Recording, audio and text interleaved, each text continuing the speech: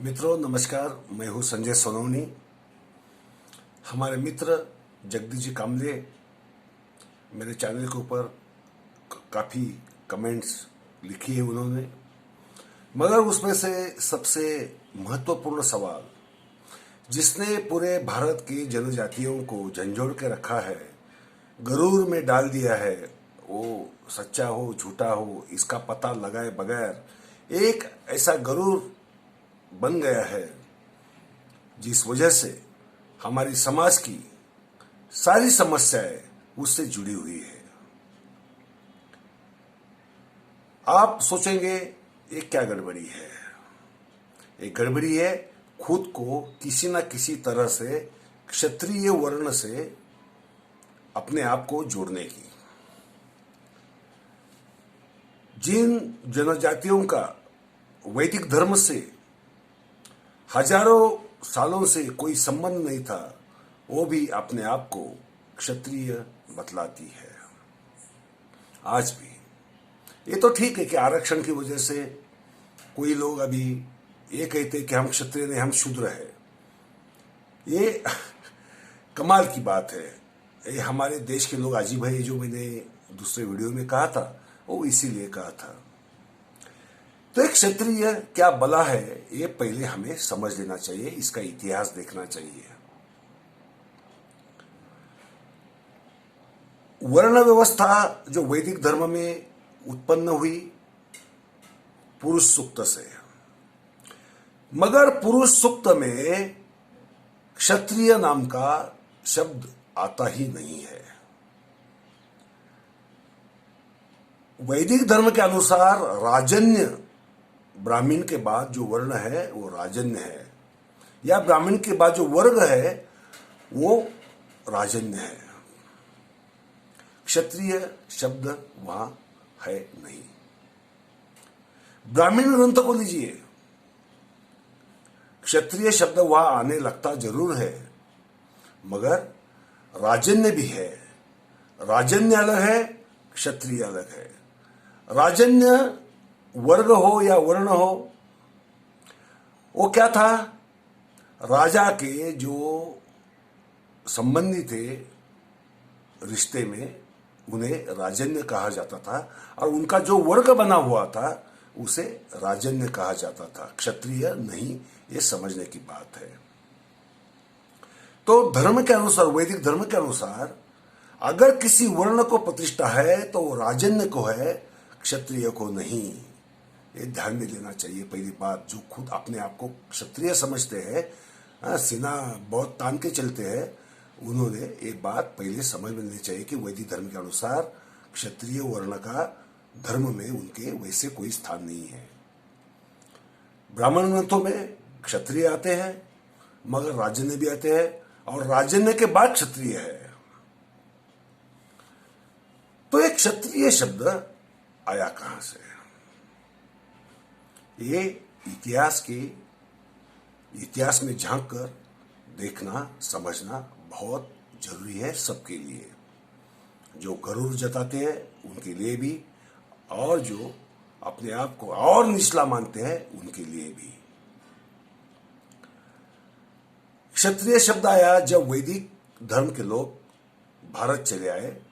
वो गिने चुने थे, धर्म बढ़ाना था, और धर्म अगर बढ़ाना है तो उन्होंने कई लोगों को ब्राह्मण का स्थान दिया, कई लोगों को राजन्य नहीं क्षत्रिय का दिया, क्योंकि यहां खतीय वर्ग जो है, खतीय ये मूल शब्द है। वैदिक धर्म की, वैदिक ग्रंथों की भाषा जो है वो प्राकृत शब्दों पर संस्कार करके बनी है, तो उन्होंने वो खतीय शब्द को क्षत्रिय बनाकर पेश किया, उसे प्रतिष्ठा दी। तो खतीय कौन थे? आप सबको मालूम है कि नॉर्थ में जो खेती है, खेती कहते हैं ना, वो खेती के जो मालिक जमींदार थे, सामंत थे, शासक थे या राजाएं थे, उन्हें खतीय यानी खेती करने वाले कहा जाता था। और हमारे देश में पहले से परंपरा रही है जो 16वीं 17वीं 18वीं सदी तक बरकरार थी। वो परंपरा ये थी कि हर किसान महीने के 4 महीने बरसात के गए, 4 महीने वो खेती करता था और बाकी समय पर मैदान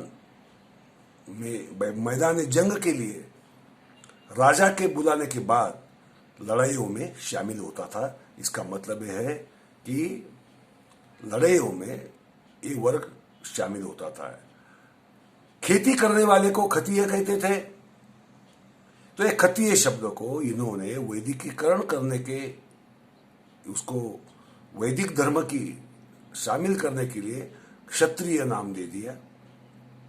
और वो भले ही वैदिक हो या ना हो, उन्हें क्षत्रिय कहलाना शुरू कर दिया।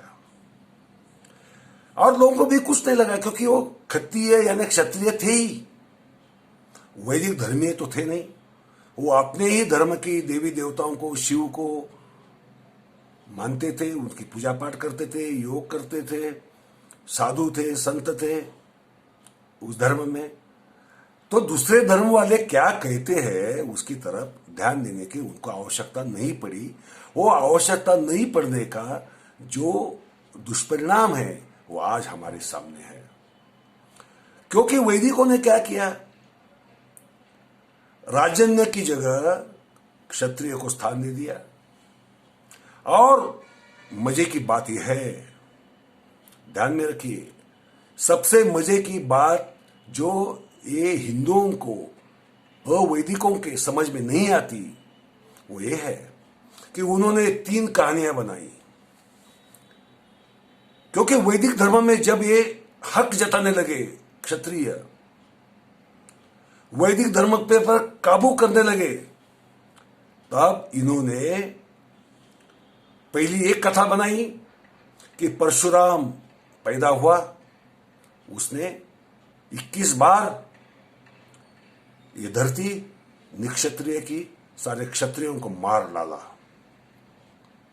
एक मुझे पता नहीं चलता हमारे हिंदुओं के या अवैदिकों के बीच कोई लॉजिक नाम की चीज है या नहीं। 21 बार निक्षत्रिय होती है, कैसे हो सकती है? पहली बार हो गई तो दूसरी बार क्षत्रिय आए कहां से, तीसरी बार आए कहां से, चौथी बार आए कहां से? और 21 बार निक्षत्रिय होने के बावजूद क्षत्रिय आज होने का दावा कैसे करते हैं? एक बात होगी, मगर कथा एक ही नहीं है। दूसरी कथा है, नंद घराने में नंद राजा ने, जो शूद्र था यानी हिंदू था, उसने सारे क्षत्रियों को खदेड़ दिया, मार डाला, इसलिए पृथ्वी निक्षत्रिय हो गई। मगर वैदिकों का इससे भी समाधान नहीं हुआ। उन्होंने तीसरी भविष्यवाणी कर दी कि कलयुग में क्षत्रिय नहीं होते, क्षत्रिय नहीं होंगे। इसकी 3 कहानियां वैदिकों ने बनाई। उसके पीछे वैदिकों का स्वार्थ था, क्योंकि जो क्षत्रिय है, जो वैदिकों के सर पे हावी होने लगे, उनको स्थान वैदिक धर्म से नष्ट करने के लिए उन्होंने ये कहानियां रची। फिर क्षत्रिय आए कहां से? फिर परशुराम के बाद कृष्ण का अवतार हुआ, भीष्म है, द्रोण है, कई महारथी है, कई वीर है। तो फिर वो वीरों को तो क्षत्रिय कहना पड़ेगा। वैदिकों के लिए वो जरूरी हो गया, क्योंकि उन्हें अपना धर्म बनाना था। उन्होंने क्या किया, आदि पर्व में एक बहुत ही विकृत कहानी आती है, और वो कहानी कौन बता रहा है? भीष्म बता रहा है, जो अपने आप को क्षत्रिय समझता है। महाभारत में, महाभारत इंटरपोलेटेड है, इतनी सारी उसमें भरमार कर दी है झूठ की कि आज हमें सच का पता ही नहीं चलता। क्या है वो कहानी कि परशुराम ने सारे क्षत्रियों को मारने के बाद उनकी पत्नियां, उनकी बेटियां वेद जानने वाले ब्राह्मणों के पास गई और उनसे विनती की कि आप हमसे संतति उत्पन्न करो और हमारा वंश जिंदा रखो। और ब्राह्मणों ने वो क्षत्रिय स्त्रियों के साथ संबंध रखे, विवाह नहीं किए, संबंध रखे, ध्यान में रखिए, और क्षत्रिय वंश जिंदा रहा। और यही वैदिक धर्म ये कहता है कि बच्चे को पिता का ही वर्ण मिलता है। ये पितृ सावर्ण, मातृ सावर्ण, ये सब बात की बकवास है, उसमें कोई दम नहीं है। तो अगर जो भी वो क्षत्रिय स्त्रियों से हम मान के चलते हैं कि चलो ऐसा ही हुआ, तो भी जो भी बच्चे पैदा हुए वो तो ब्राह्मण हुए। और दूसरी बात, ब्राह्मण और क्षत्रिय, ब्राह्मण पुरुष और क्षत्रिय स्त्री के संबंध से जो भी बच्चा पैदा होता है वो शुद्र ही होता है। ये सारे धर्मशास्त्र, वैदिक धर्मशास्त्र यही कहते हैं। इसका मतलब क्या हो गया? क्षत्रिय वैदिक धर्म के अनुसार, मैं क्या बात बता रहा हूं, क्षत्रिय वैदिक धर्म के अनुसार बच्चे ही नहीं। मगर आज भी कोई मुझे कहता है कि गुप्ता घराना सर क्षत्रिय नहीं था क्या? सर सातवाहन ब्राह्मण नहीं थे क्या? सर हरिहर बुक कौन थे? राष्ट्रकूट कौन थे? क्षत्रिय नहीं थे क्या? जैसे कि ऐसा लगता है कि क्षत्रिय नहीं था तो कुछ उसने भारी गलती की है। ये दिमाग से हिंदुओं ने पहली बात निकालनी चाहिए कि आपको शूर होने के लिए, वीर होने के लिए वैदिक धर्म के अनुसार क्षत्रिय होने की कोई आवश्यकता है ही नहीं। शूर कोई भी हो सकता है, बुद्धिमान कोई भी हो सकता है, कलाकार कोई भी हो सकता है, कर्म कौशल्य किसी में भी हो सकते हैं।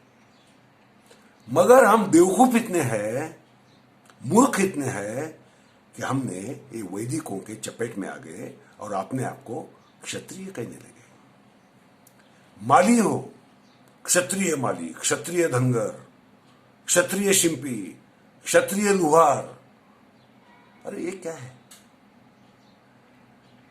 ध्यान में रखिए एक बात, जी जान से ध्यान में रखिए, ये क्षत्रिय वैदिक धर्म में भी नहीं है तो हिंदू धर्म में कहां से आएगा?